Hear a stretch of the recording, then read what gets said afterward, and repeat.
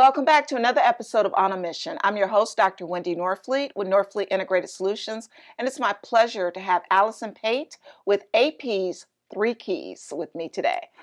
Welcome, Alison. Thank you for inviting me. So, Alison, let's start first with understanding what AP's 3 Keys is. Does AP stand for anything? Alison Pate. Oh, wow. I just went organic with that one. 3 Keys. That is actually really good. AP sounds like it's something really like, wow. I love your name of your company. So where did this come from? Everyone, story to get to their organization is different. Tell me a little bit about yours. The story to get here has been interesting. If anybody would have asked me 15, 20 years ago what I wanted to do, I would have immediately said work full-time in basketball ops with the NBA. Okay. And then I got into basketball ops at the college level. And then I did a season with the NBA's. It was the development league then. Now it's the Gatorade League. And I realized how much I hate the inside of the business. I've worked in places with just absolutely horrible cultures. Okay. I've seen players that just were never developed as people. They were developed as athletes. Right. And then sometimes they get developed as the star and they have this syndrome. I know a lot of those. A lot of egos. Yes. There are a lot of egos in that business. But the more I got to know players and the more relationships I built, I realized I couldn't do it. I hated the culture aspect of it.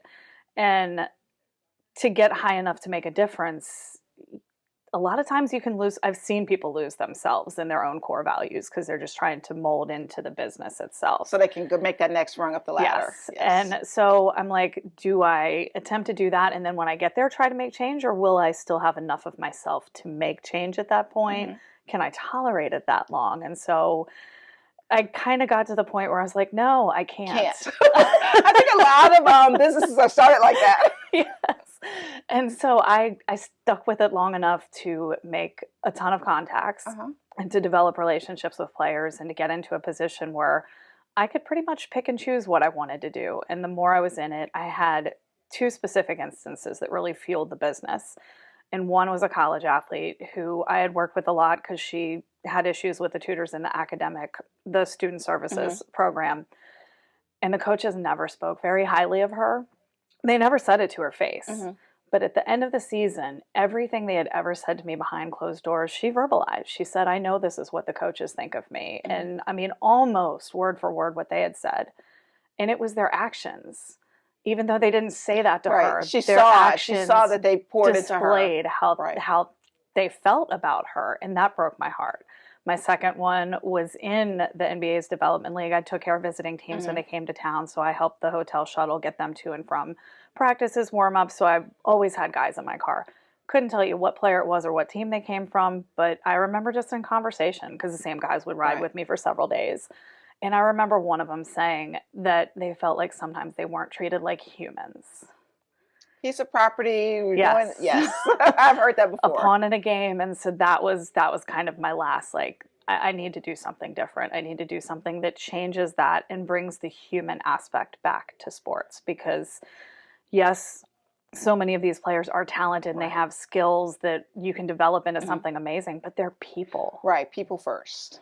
And they have feelings and emotions and things that they go through in life, and they need somebody to help them not only be able to deal with all of those things, especially if you're in a high profile position, but to help them be prepared for after sports. Right, when they're not, right? And that's when you find a lot that they're not prepared for the what if, or what if you don't get to where what next, right? I mean, one way or another, whether it's a very short-lived career, you play 20 years, still, it ends at some point. You're not going to be an athlete forever, or a star athlete forever.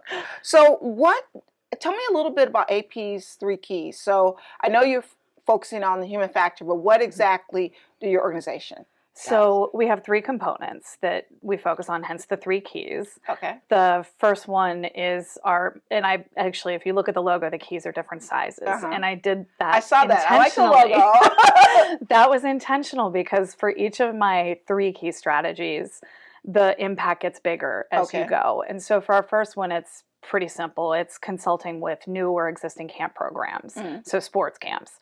Because of all of the camp experience that my partner and I have had working for various college or NBA camps, trying to go partner with those groups and help them from the jump, or if they're trying to already like started. get a more established, like bigger base of clientele, help them be as well organized, professionally run, quality staffed as possible as soon as they go in, so that way you're creating a better product for parents, you're creating something more long term, and it's a fun, safe, and educational environment for kids to be in.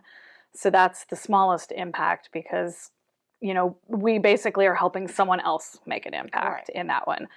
The middle key, and it's one, to me, it's the most fun just because of my connection with sports and athletes. It's working with teams and athletic programs to help with individual and team development, help build cultures, help increase intangible skills like team building, leadership, keys to classroom success. And so that's not like we're going to come and tutor you. No, we're going to teach you how to be organized, how to have time management, how to study. Right. Like, don't study in a room full of people blasting music. You're not, little just simple details. And then the financial literacy piece, which is so important.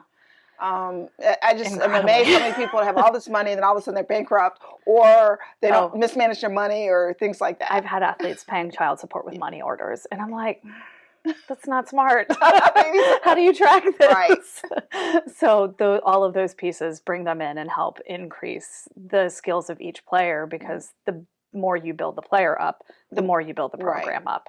And then the last piece kind of stems off of that. And I spent half a season, because he got traded in the middle of the year, working with Tobias Harris when he was with the Orlando Magic on one of his community outreach programs, and he was mentoring at schools, and one of them happened to be at Clay County, which is the one I helped with, because he couldn't obviously get up here easily.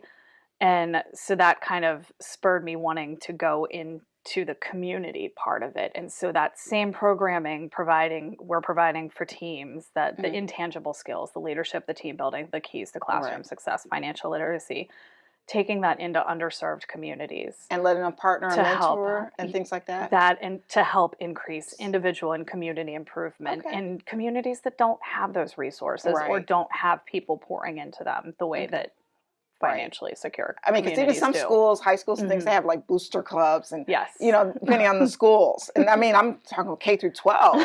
I was like, wow. I've seen some team going into some sports. I'm like, wow, people have money. It's very different. So what brings you the most joy from your organization? If somebody said, what was your greatest joy in starting your business? Seeing the impact. Like having players that I've spoken to or done like presentations or workshops for tell me later how much something I said impacted them and changed something in their way of thinking. Wow. Alison, I just really appreciate you coming in and sharing the information about the AP's 3 Keys. It's a wonderful organization. I'm glad that it's here locally. I know your wings are spread wide, but I'm so glad you're here. Yes. And if there's anything that we can do for you, please let us know. All right. Thank you. Thank you so much for joining us today. Alison Pate is a wonderful person. Please check out her organization. Go to norfleetsolutions.com to learn more about her, and we'll see you next time on Buzz TV.